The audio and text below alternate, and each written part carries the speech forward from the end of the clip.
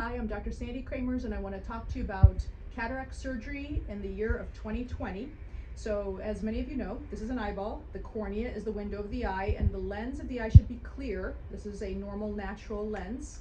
What happens as we get older, or because of genetics, or radiation, or diabetes, is people can develop a change in the lens, and it can look like this, white or cortical cataract, which means the outside of the cataract is starting to get more white. And so I compare a cataract to a pillow in a pillowcase because it gets you an idea of what I'm talking about.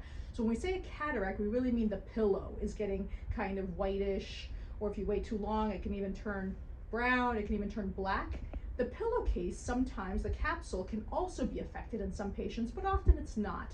And so what we do is we take a look and see what kind of cataract it is. We prefer to do cataract surgery sooner rather than later. Generally, the recommendation is that once it starts to interfere with your life and your activities of daily living, it's really time to have the cataract surgery.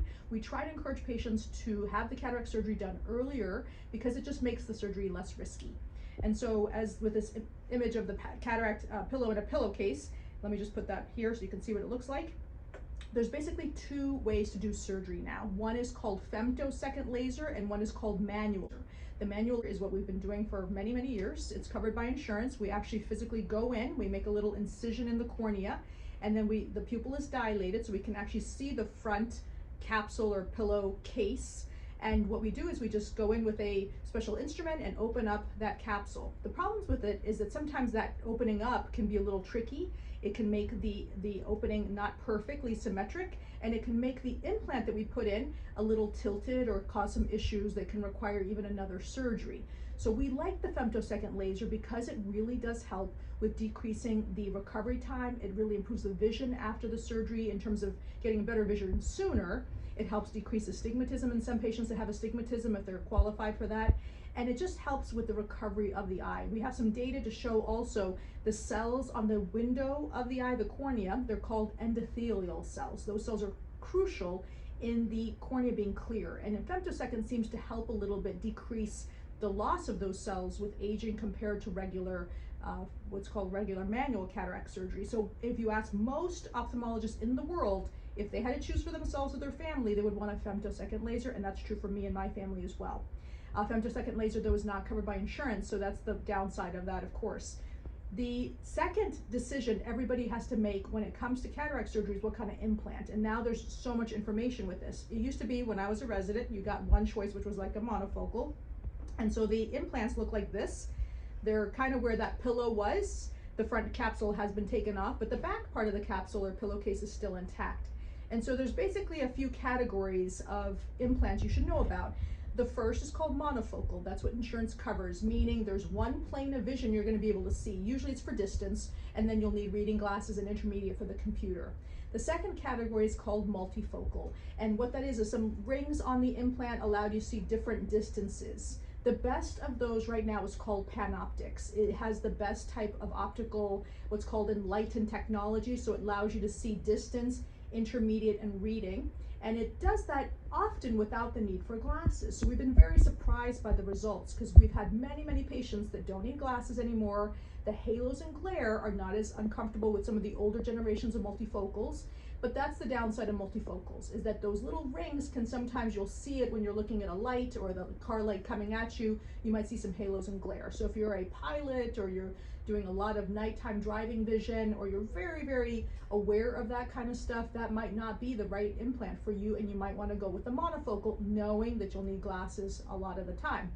The third category is called extended depth of focus, and that's the Symphony. And we've used the Symphony for many years. The problem is that most of our patients really did need reading glasses. So the Symphony was very good for intermediate and distance, but they would still need reading glasses. So the one implant that causes the least amount of halos and glare, but you can still have it, is a monofocal. That's the gold standard.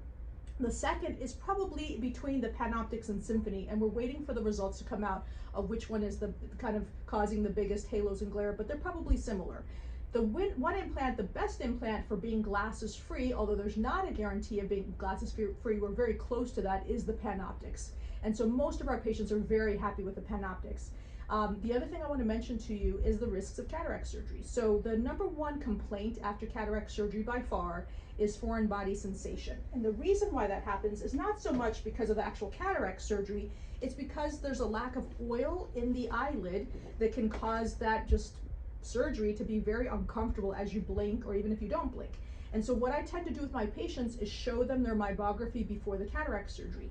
If a patient looks normal, they're less likely to feel the discomfort after the procedure as opposed to somebody that has really no glands and there's a lack of oil. So I do discuss this. I highly recommend the warm compress routine, blinking, LipiFlow before the cataract surgery to get that oil pumping so there'll be less discomfort after cataract surgery. Risk of infection, needing a second surgery, losing vision, losing the eye is very rare, but it can happen, even in the best surgeon's hands. The number two complaint after cataract surgery is haziness or glare that gets worse over time, and that's because the back part of the capsule that we left intact can sometimes get hazy. It's called posterior capsular opacification, and that requires a separate type of laser procedure called the YAG laser, which is covered by insurance as part of the first surgery. It happens in about 20 to 30% of patients. Really no pain, quick recovery, really few risks of that. The only risk of YAG capsulotomy I've ever seen is it needs to be opened up a little bit more. The risk of the implant displacing or needing another surgery has been reported, but it's very rare. The risk of retinal detachment requiring another surgery is also very rare. So those are the key symptoms, or I should say the side effects or risks, I should say, after cataract surgery. And if there's any questions, please let myself or one of our coordinators know. One more thing before you go is the drops. Let me just talk about the drops after cataract surgery because we get a lot of questions. So we're trying to achieve three things in cataract surgery.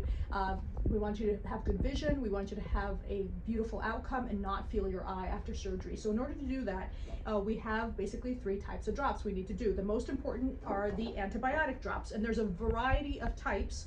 Besivance is probably the best known antibiotic after cataract surgery. We also will use moxifloxacin or sometimes ciprofloxacin if the insurance won't cover anything and people can't afford the other more expensive antibiotic drops because these can be expensive. Vigamox. So these are the kind of most commonly used antibiotics after cataract surgery. Now there are op drops and new bottles compounding pharmacies make that have all three drops in one that sometimes are very, very effective. They're extra out-of-pocket expense for some people. Sometimes insurance won't cover that, but the coordinators will go through that with you. The second most important drop is the steroid, and there's many kinds. Durezol is the strongest.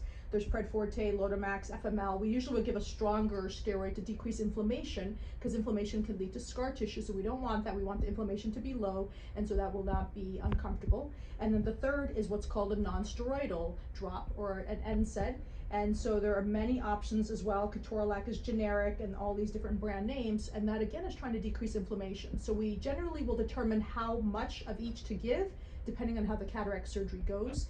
In patients that had a very dense cataract, it was very difficult to remove. Sometimes we need to use the steroids even every hour after surgery. But most often we'll use the steroids 4 times a day. We'll use the non-steroidal drop once a day, and the antibiotic drop, depending on which one it is, 2 to 4 times a day.